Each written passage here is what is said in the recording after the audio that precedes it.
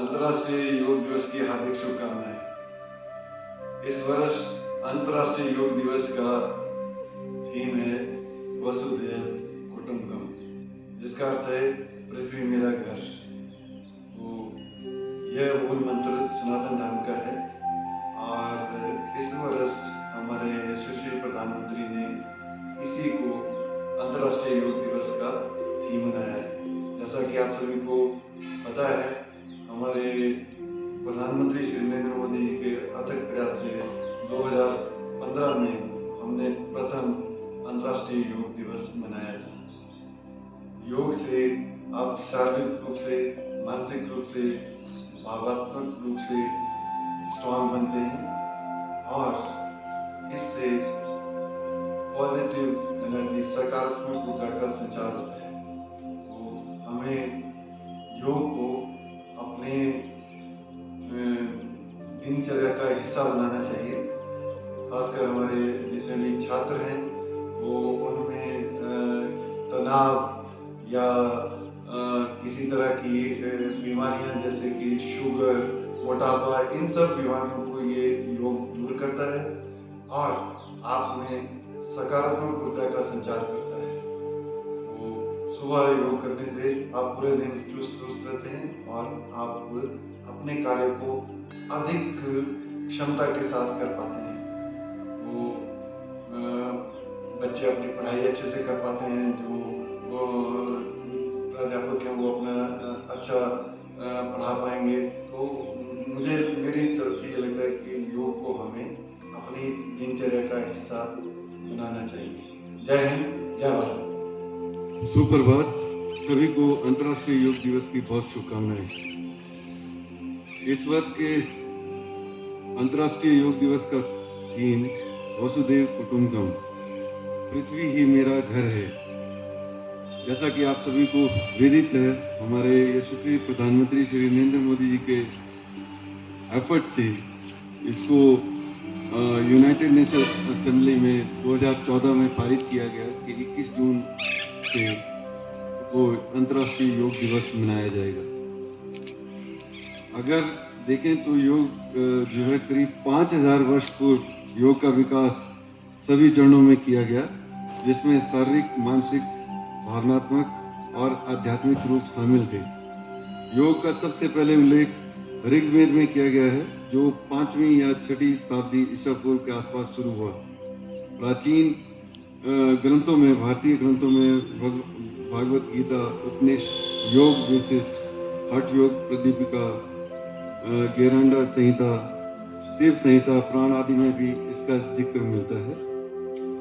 योग के पिता पतंजलि को माना जाता है, क्योंकि उन्होंने सूत्रों के माध्यम से इसे और अधिक सुलभ बनाया। इसके अलावा उन्होंने योग के जरिए लोगों को ठीक प्रकार से जीवन जीने की प्रेरणा दी। योग सही तरह से जीने का विज्ञान है और इसलिए हमें इसे दैनिक जीवन में शामिल करना चाहिए। यह हमारे जीवन से जुड़े भौतिक, मानसिक, भावनात्मक, आत्मिक और आध्यात्मिक सभी पहलुओं पर काम करता है। योग का अर्थ है बांधना। इस शब्द का जो मूल शब्द है वो संस्कृत में यूज है, जिसका मतलब है जुड़ना। योग एक आध्यात्मिक प्रक्रिया यहाँ जिसमें शरीर, मन और आत्मा संयुक्त होते हैं। और कई धर्मों में, जैसे हिंदू धर्म, जैन धर्म और बौद्ध धर्म में इसको एक ध्यान की प्रक्रिया से संबंधित किया गया है। योग करने के कई फायदे हैं और इनमें सबसे पहला फायदा है कि ये हमारे शरीर को स्वस्थ रखता है और ये हमारे दिमाग को भी स्वस्थ बनाता है। छात्रों के लिए खासकर ये योग जो है बहुत ही जरूरी है। इससे मन की शांति, ये सिर्फ शरीर की मांसपेशियों को अच्छा व्यायाम नहीं देता, बल्कि अपने दिमाग को भी शांत करता है। और ये चिकित्सा अनुसंधान से पता चला कि योग शारीरिक और मानसिक दोनों रूप से अच्छे स्वास्थ्य को बनाए रखने में मदद करता है।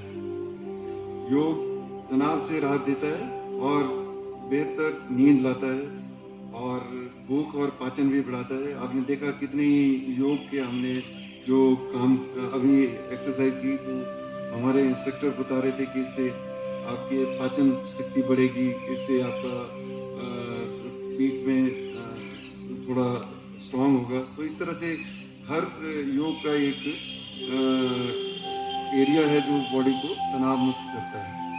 और यदि आप योग को अपनी दिनचर्या में शामिल करते हैं तो आप तनाव मुक्त जीवन जी सकते हैं।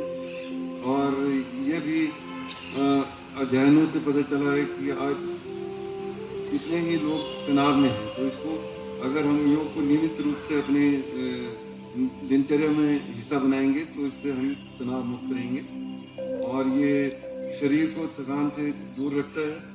आप देखें जो जो लोग इसमें भी यहाँ जो बैठे हुए हैं, इनमें भी जो योग करते हैं वो दूसरे लोगों से जो योग नहीं करते हैं उससे ज़्यादा चुस्त और दुरुस्त रहते हैं।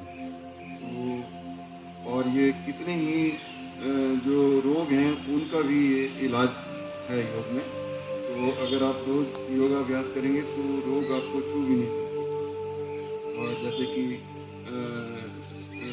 मेडिकल स्टडीज़ हैं कि हमारे शुगर लेवल और कई कई तरह के ऐसे जो रोग हैं उनको ये कम भी करता है और ख़त्म भी कर देता है। वजन पे काबू पाना, आपने देखा कितने लोग वजन से ग्रसित हैं तो इसको कम करने के लिए योग कर सकते हैं। तो अगर देखें तो आजकल के युवाओं के लिए ये योग आपको नशे से दूर करता है।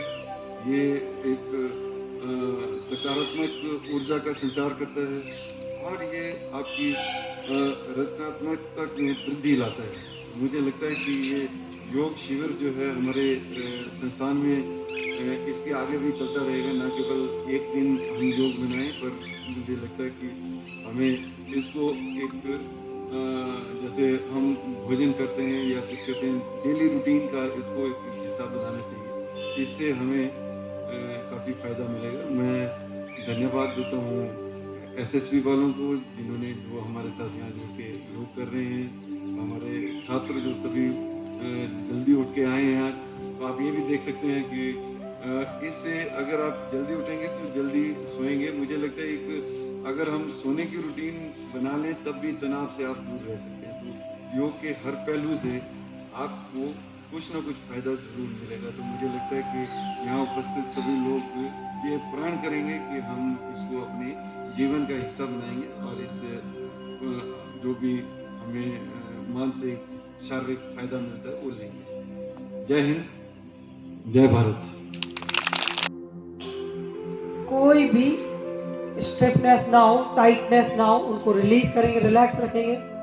दोनों हथेलियां आपकी आसमान की तरफ, आपकी बोथ पाम फेसिंग अपसाइड, जमीन पर ही रख करके लेटना, जमीन पर ही हाथ आपके जमीन पर ही रहेंगे, फ्लोर पर ही रहेंगे और हथेलियों को केवल टर्न कर देना आसमान की तरफ और शरीर से थोड़े से दूर, गर्दन को एकदम रिलैक्स। शरीर के किसी भी अंग में कोई भी खिंचाव नहीं, कोई भी तनाव नहीं,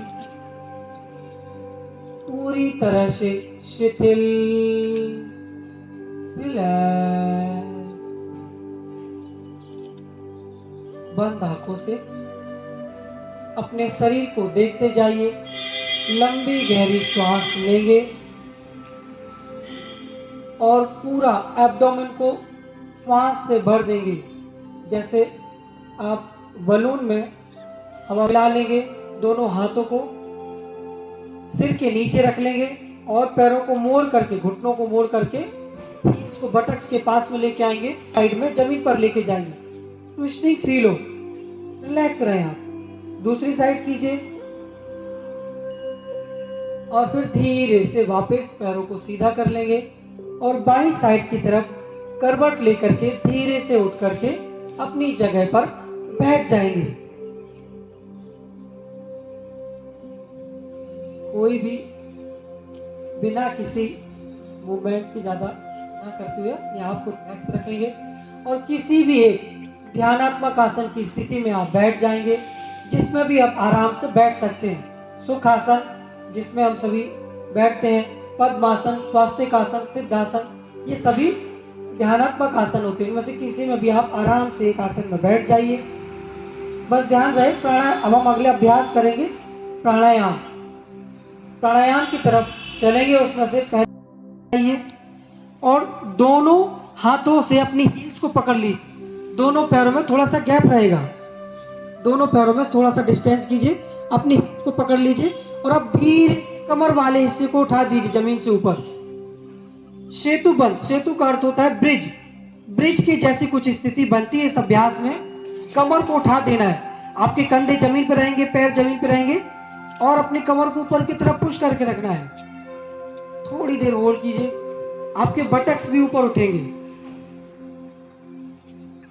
थोड़ी देर होल्ड कीजिए, वेरी गुड। धीरे से श्वास, लंबी गहरी श्वास, लंबी गहरी प्रश्वास। Deep inhale, deeply exhale. अपने आप को रिलैक्स करेंगे और अगले अभ्यास की तरफ हम चलेंगे। अगला अभ्यास है उत्तान पादासन। लगभग जमीन से 1 से 1.5 फीट तक उठाना है बस आपको। पैरों को 90 डिग्री नहीं लेके जाना है, आपको केवल 30 डिग्री पर उठा के होल्ड करना है अपने एब्डोमेन पर। जब बढ़ जाती है तो उसे रिड्यूस भी करता है, कम करता है। डाइजेस्टिव सिस्टम को भी लाभदायक है। अभ्यास थोड़ी देर होल्ड कीजिए, उठा के रखिए। 3, 2, 1। धीरे धीरे, बिल्कुल धीरे धीरे श्वास छोड़ते हुए वापस आएंगे। रिलैक्स। अभ्यास के प्रभाव को महसूस कीजिए। इसी सीरीज में हम आगे चलेंगे। अगला अभ्यास करेंगे अर्ध हलासन। धीरे धीरे दोनों पैरों को उठाएंगे और 90 डिग्री पर लेके आएंगे। अर्ध हलासन। बस ऊपर, कोशिश की गर्दन आपकी जमीन पर रहे, गर्दन ना उठे। और फिर आप अपने पैरों को हाथों से सपोर्ट दे सकते हैं। जो बिल्कुल भी नहीं कर पा रहे तो कोशिश की हाथों से सपोर्ट दे के आप थोड़ी देर होल्ड कर सकते हैं। थोड़ी देर रोक के रखेंगे। 3, 2 और धीरे से गर्दन को उठा करके माथे को घुटनों से लगाने का प्रयास। पवन मुक्तासन।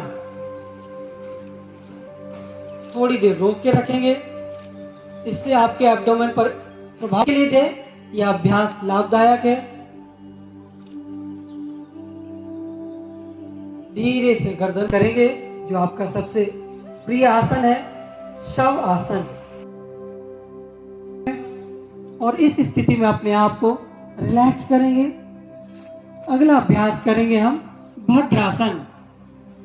अपने दोनों पैरों को आपस में ज्वाइन करते हुए, तलुओं को, सोल को आपस में ज्वाइन करते हुए हील्स को अपने पेल्विक ज्वाइंट के पास में लेके आएंगे और अपने पंजों को पकड़ लेंगे और दोनों घुटनों को कोशिश करना है कि जमीन की तरफ ले जाने का आप प्रयास करें।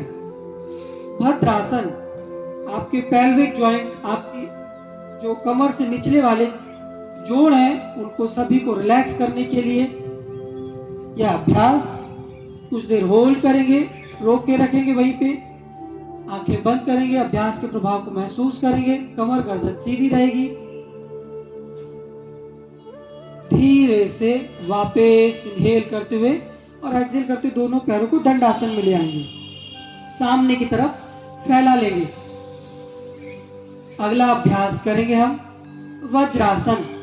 अपने लेफ्ट लेग को मोड़ करके बटक्स के नीचे लेके आएंगे और दूसरे पैर को मोड़ करके दूसरे पैर के बटक्स के नीचे लेके आएंगे और कमर गर्दन सीधी करके दोनों हाथों को अपने घुटनों के ऊपर रख करके बैठ जाएंगे। वज्रासन। यह अभ्यास आपके डाइजेस्टिव सिस्टम को प्रॉपर बनाए रखता है, आपके भोजन के पाचन में लाभदायक है। अगर भोजन करने के बाद आप कुछ देर तक इस आसन में बैठते हैं तो यह आपके लिए अत्यंत लाभदायक है। धीरे से वापस दोनों पैरों को सामने की तरफ वापस रिलैक्स कर लेंगे, बिना कोई खिंचाव दिए, बिना कोई तनाव दिए।